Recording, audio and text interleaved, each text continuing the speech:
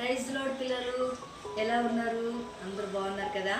మరొకసారి మీ మధ్యలోనికి ఒక యాక్టివిటీ తీసుకురావడానికి ఏసఐ నాకు ఇచ్చిన మంచి సమయాన్ని బట్టి నేను ఏసఐకి వందనాలు చెల్లిస్తున్నాను.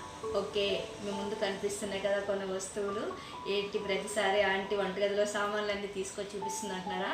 అవును, మనం చూసే వస్తువుల్లోనే ఏసఐ మనకు అనేకమైన పాఠాలు నేర్పిస్తూ ఉన్నాడు. అదేవిధంగా ఈరోజు కూడా ఒక మంచి ఇక్కడ కనబడే వస్తువుల ద్వారా ఒక మంచి లెసన్ మనం నేర్చుకుందాం పిల్లలు. ఓకే, ఇక్కడ ఒక బౌల్ చూస్తున్నాం కదా. ఈ బౌలు చాలా పెద్ద బౌలు. ఒకవేళ దీని నిండా ఒక సాంబార్ ఉందనుకోండి, ఈ సాంబార్ని మనం వేరే వాళ్ళకి సర్వ్ చేయాలనంటే ఈ చిన్న స్పూన్తో ఇట్లా తీసి వేస్తే ఎప్పటి వరకు, రేపటి వరకు అయినా కూడా మన దీంట్లోంచి అది తీసుకొని వేయలేము. ఎందుకంటే ఇది చాలా చిన్నది. ఈ స్పూన్ ఏమంటామంటే బేబీ స్పూన్. ఈ స్పూను ఇక్కడ ఉన్నంత పెద్ద బౌల్లో ఉన్న సాంబార్ని వేరే దాంట్లో వేయడానికి ఉపయోగపడదు. చిన్న బేబీలకి ఏదో ఫ్యారెక్స్ తినిపించడానికో, లేకుంటే టీలో షుగర్ కలుపుకోవడానికో, చిన్న చిన్న వాటికి మాత్రమే ఉపయోగపడుతుంది. ఓకే, మరొక స్పూన్ చూస్తున్నాం కదా, బాగుంది, చాలా అందంగా, కానీ ఇది ఒక వెడల్పుగా ఉంది. దీంట్లోంచి కూడా చాలా తక్కువే వస్తుంది, ఎక్కువ దీంట్లోనికి రాదు. దీంతో కూడా మనం సరిగా సర్వ్ చేయలేం. ఏదైనా ఒక మంచి సూప్ వేరే వాళ్ళకి వేయాలంటే దీంతో కూడా మనం వేయలేం. మరొక స్పూన్ చెక్క స్పూన్. ఇది కలపడానికి ఉపయోగపడుతుంది కానీ దీంట్లోని సూప్ తీసుకోవడానికి దీనికి లేదు.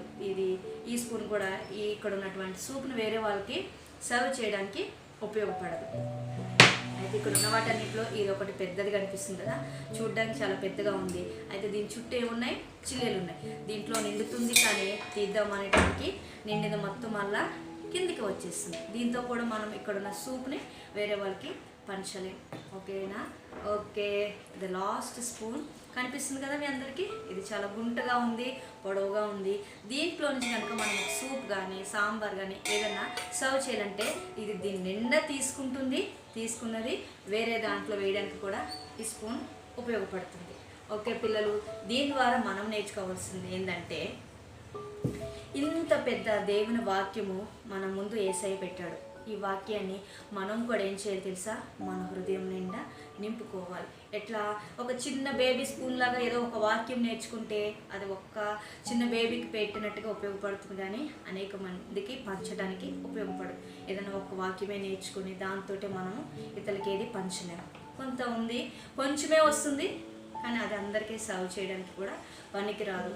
అట్లనే ఈ చెక్క స్పూన్ లాగా ఉంటే కనుక ఏదో చూస్తారు కానీ వాక్యాన్ని వాళ్ళు దాన్ని గ్రహించుకోలేరు. మరొకటి ఇదేముంది, కొంతమంది వాక్యం చాలా వింటారు, చాలా చదువుతారు కానీ వాళ్ళ హృదయంలో ఉండక అదంతా చదివినది మర్చిపోతూ ఉంటారు. వాళ్ళ హృదయంలో ఉండక ఆ వాక్యం అంతా బయటికి వెళ్ళిపోతుంది. అయితే మనం ఎలా ఉండాలి తెలుసా? ఇలాంటి ఒక గంటలా ఉండాలి. దీని స్వభావం ఏంటంటే చాలా లోతుగా ఉంది.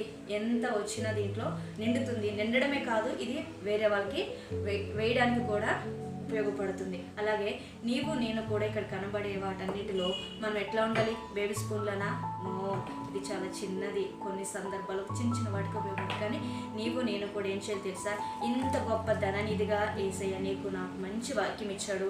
ఈ వాక్యం అంతా కూడా మనం ఎప్పుడు నింపుకునే వాళ్ళ ఉండాలి. మనం నింపుకుంటేనే, నింపింది మనలో నిలిస్తేనే మనం ఇతరులకి ఇవ్వగలుగుతాం. మనం ఇతరులకి ఇవ్వాలి, ఆ వాక్యం మనలో ఉంచుకోవాలనే యేసయ్య ఇష్టం. కాబట్టి ఈ రోజు నుంచి నువ్వు ఎలా చదవాలంటే వాక్యము, యేసయ్య నీ వాక్యము నా హృదయంలో నిండా నింపుకుంటాను అని మంచి ఉద్దేశంతో ఇక్కడ కనబడే వస్తువుల్లో ఇలా ఉండాలి నేను అంటే, నింపుకొని నేను ఇతరులకి ఇచ్చే వ్యక్తిగా ఉండాలి యేసయ్య అని చెప్పేసి ఈ వాక్యాన్ని చదవాలి. ఎందుకంటే పేతురు పత్రికలో 2వ పేతురు పత్రిక 3వ అధ్యాయం 18వ వచనం ఏంటంటే, జ్ఞానాన్ని మనము అభివృద్ధి పరచుకోవాలంట. అభివృద్ధి పరచుకోవాలంటే లోకంలో సంబంధించిన జ్ఞానం కాదు. దేవుని వాక్యంలో చెప్తుంది యాకోబు పత్రికలో 1వ అధ్యాయం 5వ వచనం, మీలో ఎవరికైనా జ్ఞానం కొదగుంటే దేవుని అడగాలి. దేవుని జ్ఞానాన్ని మనం పొందుకోవాలి. ఆ దేవుని జ్ఞానం ఎక్కడ దొరుకుతుంది? దేవుని వాక్యంలో జరుగుతుంది. ఈ వాక్యం మన హృదయం నిండా ఉందనుకో, మనము సంతృప్తిగా ఉంటాము, ఇతరులకి కూడా పంచగలుగుతాం. పిల్లలు ఒకవేళ కొన్ని రోజుల తర్వాత ఈ వాక్యం చదివే అవకాశం లేకపోయిందనుకో, అప్పుడు చాలా కష్టం. ఎందుకంటే నీలో వాక్యం లేదనుకో, ఏదైనా కష్టం కలిగినా, నష్టం కలిగినా, ఎవరికైనా ఇబ్బంది కలిగినా వాళ్ళు దేవుని వాక్యంతో మనం ఓదార్చలేవు. నువ్వు ఓదార్చబడాలి, ఇతరులు ఓదార్చబడాలంటే నీ హృదయం నిండా వాక్యం ఉండాలి. సామెతల గ్రంథంలో చాలాసార్లు వాక్యం గురించి మంచి వాక్యాలు ఉన్నాయి, మంచి మాటలు ఉన్నాయి. కీర్తన గ్రంథం 119 కీర్తనలో కూడా వాక్యం మనల్ని ఏం చేస్తుంది, వాక్యం ద్వారా మనకి ఎలాంటి జ్ఞానం పొందుతుంది ఉంది. కాబట్టి ఈరోజు ఈ వాక్యం అంతా మన హృదయంలో నింపుకోవాలి.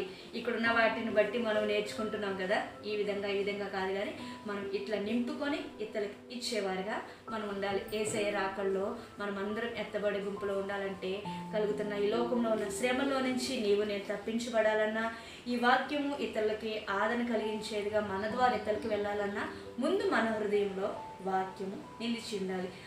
అలాంటి కృప యేసయ్య నీకు నాకు మనందరికీ దయచేయను గాక. Praise the Lord. Here we go.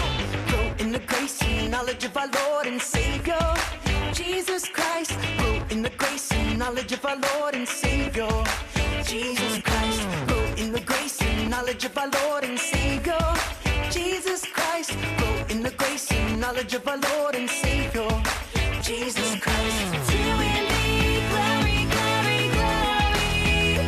Oh, now and forever. Oh, now and forever. Amen. Till we meet, glory, glory, glory. Oh, now and forever. Oh, now and forever.